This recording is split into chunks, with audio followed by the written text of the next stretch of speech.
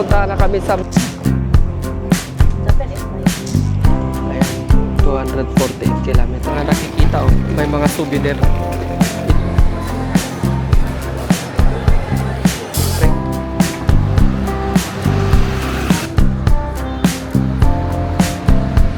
Para siyang airport, ang daming ano.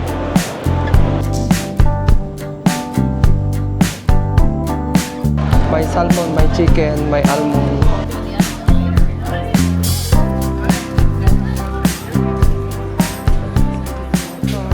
Lilipat na kami ng hotel papuntang Florence. Gagawin namin na magti-train pupunta ng Roma Termini na terminal. Tapos magti-train from there, bababa kami ng Florence para sa next leg ng aming trip. Para sa view ng ating hotel.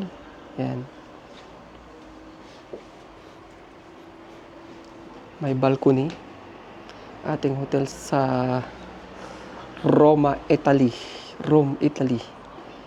Okay, let's go guys. Ayan guys, nakasakay na kami ng Uber, taxi. Pero yung binook namin, yung black, ang black pala dito, van. Parang yung van ni ano. Parang yung... Evangelista. Parang... Pag nasa Paris siya. Van ni Heart, pag nasa Paris siya, ganon. Ang luwang. So, pupunta kami sa Roma Termini, Central Station.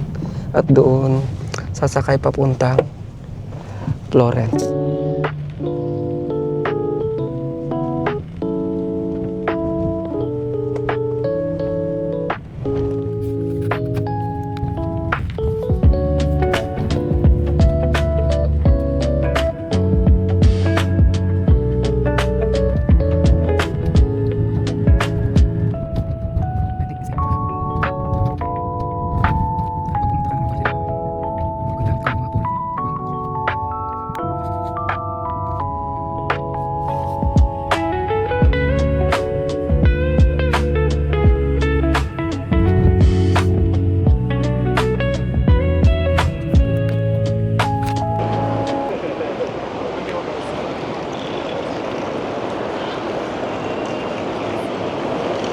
So ayan guys, nandito na kami sa may Romana Termini. Ang daming tao, para siyang airport. Yan oh. Para siyang airport. Ito yung metro, yung baba niya. So kakain muna kami, tapos saka kami sasakay sa train. Titingin muna kami ng pagkain. Luwang nito, ang luwang, sobra, para siyang airport. Yan oh. Daming tao.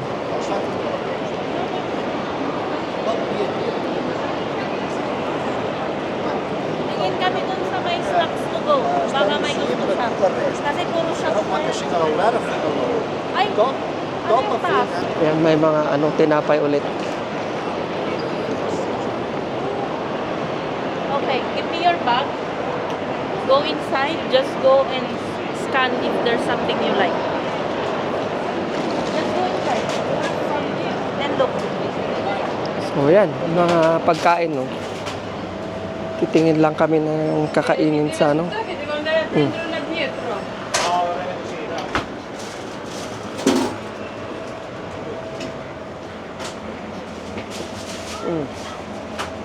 Nandito kami ngayon sa second floor ng Romana Termini. Nagtitingin kami ng aming makakain bago kami mag-flight.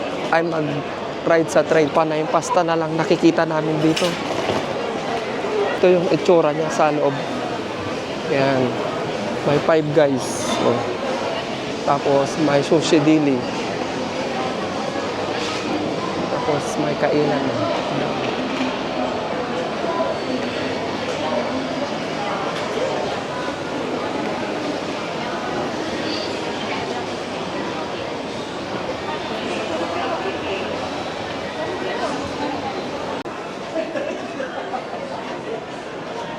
Ang pinili kong pagkain guys. So ayan, nakabili na ako dito sa likuran ko sa may create your own box na Pokeball. So ang kinuha ko ito, yung regular meal. Kakaiba siya oh. May salmon, may chicken, may almond, may avocado, may cucumber, at kanin, sushi rice. Yan, kumain na tayo. Tignan natin kung masarap yung pagkain mo.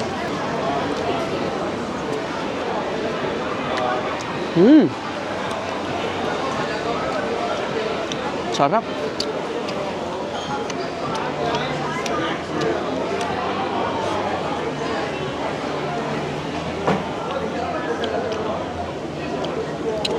Mayroong zucchini. Masarap naman yung kombinasyon na nakuha ko. Ito masarap din. May salmon, may chicken, Ay, anong oras tayo ano? may mango, may zucchini, may avocado, tapos may seaweed.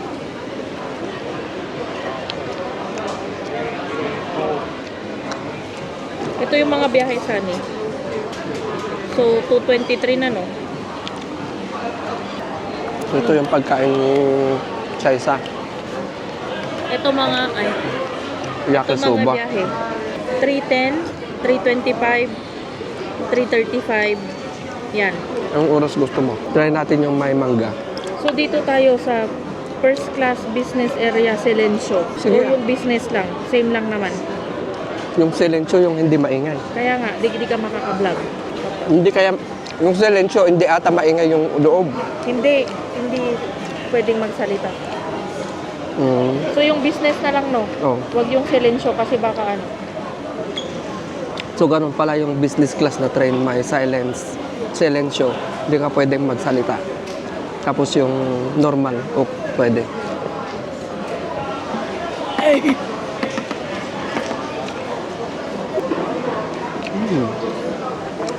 Sarap din pala yung mangga.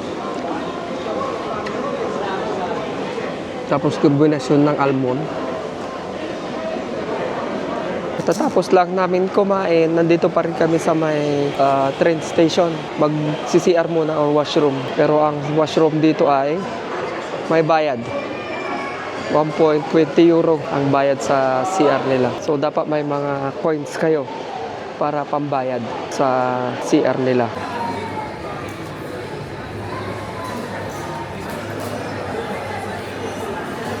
Tapos na kami nag-CR, nandito kami ngayon sa may lobby. Tinitignan namin kung anong platform yung train. So yan, nakikita sa screen yung platform sa train. Yan. Dapat makita mo kung anong platform ka para alam mo kung saan kayo sasakay. Ganito ang itsura ng terminal, guys. Para siyang airport. Ang daming ano. Tapos ito yung pasukan ng platform, guys. 16 to 24, 25 to 29. Inaantay lang namin magkaroon ng platform yung train namin. Kasi wala pa siyang platform, so inaantay namin. At ang weather dito ay malamig pa din. Nasa positive 10, ganun ang weather ngayon. At April 2, positive 10 pa rin ang weather. Medyo malamig pa din. Area ng platform. Ayan, pupunta na kami sa may train. Papasok na kami. Nasa train number car 3. 2 pa lang to. Kansa, that's the car.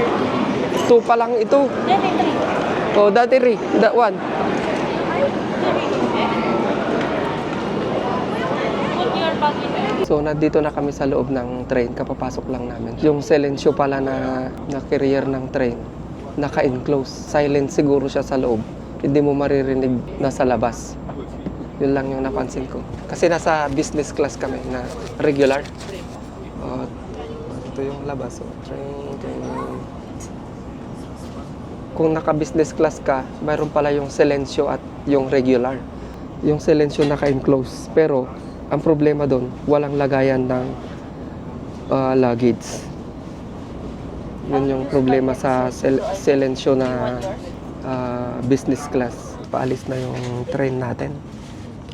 On time naman kami. Yung biyahe is 1.5 hours papuntang Florence from Roma.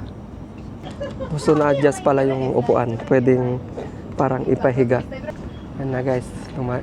Umaalis na kami sa terminal.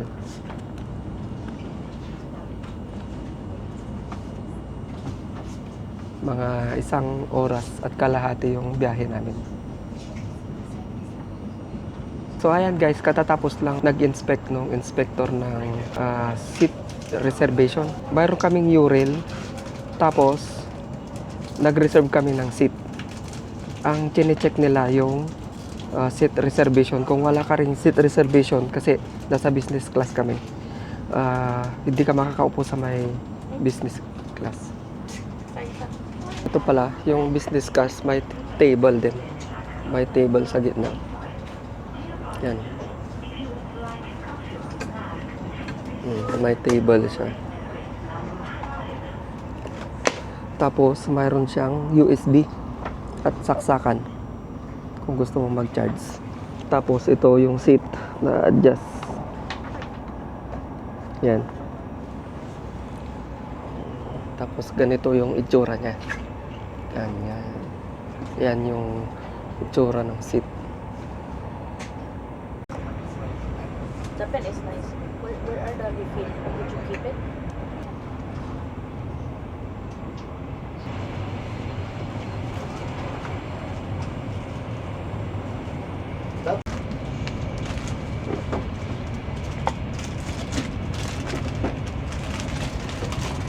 Thank you. Something for drink? What's that? Something else for drink? Juice, Coke? No, for I see, no? One, yeah, Yeah. it's okay. Water is okay. May kasama siya. So ito, may kasama palang tubig yung yung business class. Ito, isa. May tinapay din. At may cookies. Tapos may tissue. So ayan. May kasamang pagkain. 248 km per hour yung takbo ng train.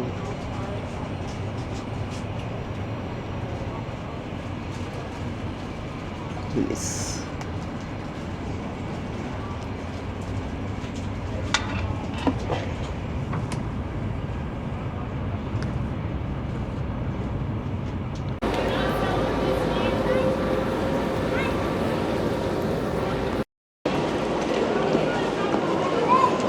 Ayan guys, kararating lang namin sa Firenze. Ito yung last night station din pala nung train, dulo. So parang dulo to dulo yung Romana Termini to Firenze. So hindi ka rin pala mawawala kung pupunta ka dito sa Florence from Rome. Nandito pa rin kami palabas sa may station. Ayan.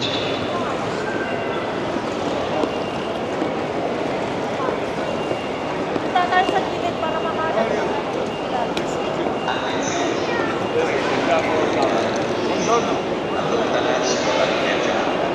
Kung naghahanap kayo ng toilet, ito.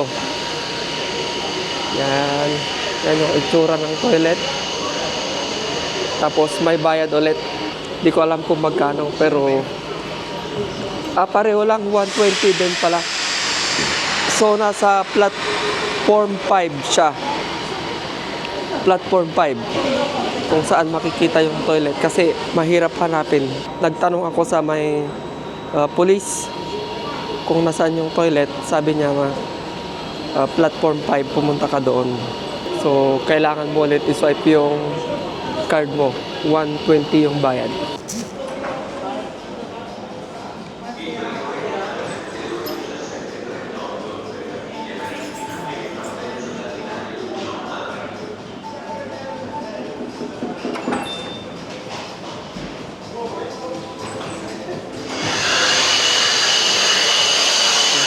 CR nila.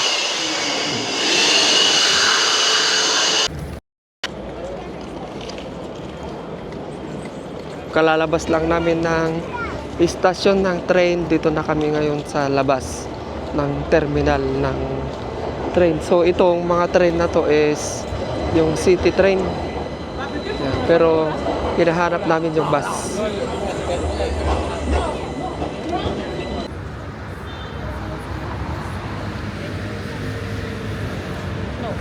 napaaga yung baba namin ng train ng metro train. Dapat bababa kami ng San Marco University. Pero bumaba kami sa La Prensa. May dalawa pang stop. Sumakay kami ulit. Tama yung sinakyan namin pero napaaga yung baba namin. Someone is in a wheelchair.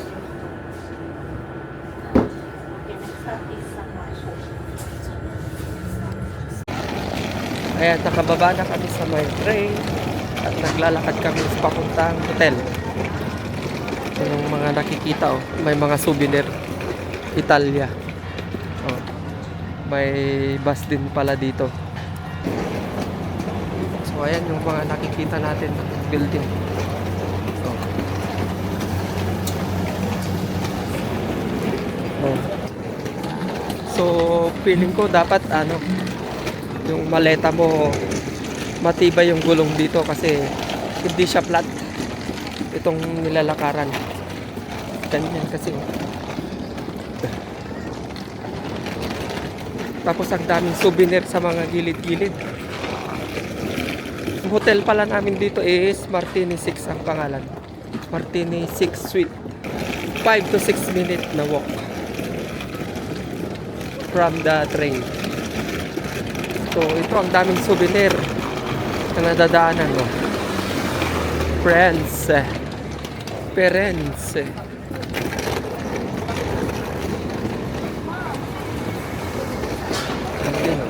Ganda ng mga building. O mga souvenir. Bukas na. Oh, may McDonald's din dito. Yan. After 4 minutes na lakaran. Ito yung nakikita sa labas ng hotel. Daming kainan, ang daming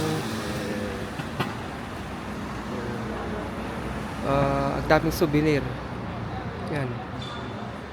Tapos may mga leather bag. Yan, tapos may McDo. Ayan guys. Inantay ko lang sila. Bibili lang sila ng McDo. Ayan guys, kararating lang namin dito sa hotel. Ang pangalan ng hotel ay Marteles Suites. I-room tour ko kayo. Ito, dahil tatlo kami, may isang extra na bed. Tapos, ito yung bed namin. Ayan. Tapos, mayroon din silang maliit na ref. May aircon din ata. Na naka-off. Naka-off naman yung aircon. Tapos mayroong safe dito. Sabitan. May extra unan. Yan lang. Ang lalagyan ng sapatos. Medyo maganda naman yung room. Oh, yan. Ganyan yung itsura ng room. Wala nga lang upuan. Kaya nga, walang upuan. So, ito naman yung toilet. Ganon pa din. Separate yung bidet. Tapos, yung katatae, lilipat ka dito para mag-bidet. Pang bidet lang yan. Tapos, ito yung shower. Shower. May kasamang shampoo, body wash, shower. Yun lang. Tapos ito. Oh. Yan guys. May salamin, no?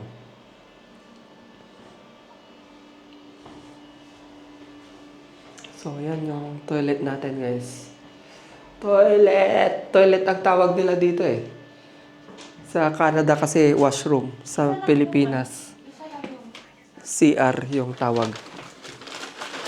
Lumabas ako para mag-grocery ng tubig kasi mahal yung tubig nila sa hotel. 5 euro isa. Isang bottle. Tingnan nyo yung view naman. Tapos,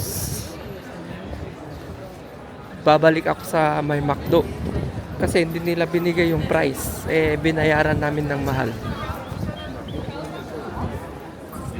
So, Kung hindi mo siguro i-check, palpak din yung mga ano dito.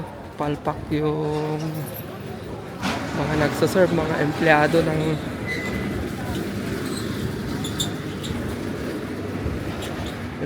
ng McDo. Yan o. Maingay sa kalsada. Nakalimutan ko yung mic. Oras ay 7:43. Sana nakabukas pa yung grocery para makabili ako ng tubig.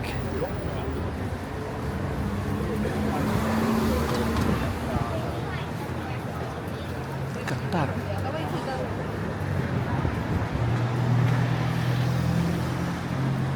Daming ano, daming souvenir.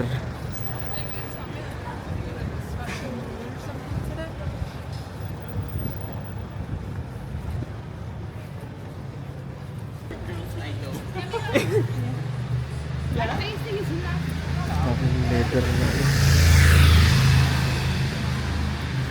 Daming nagbebenta ng leather. Malayo din pala yung McDo.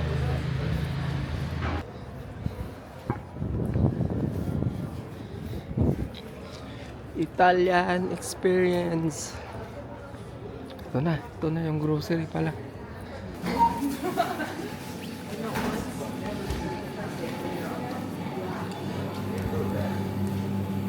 Tingnan natin yung mga benta nila, guys.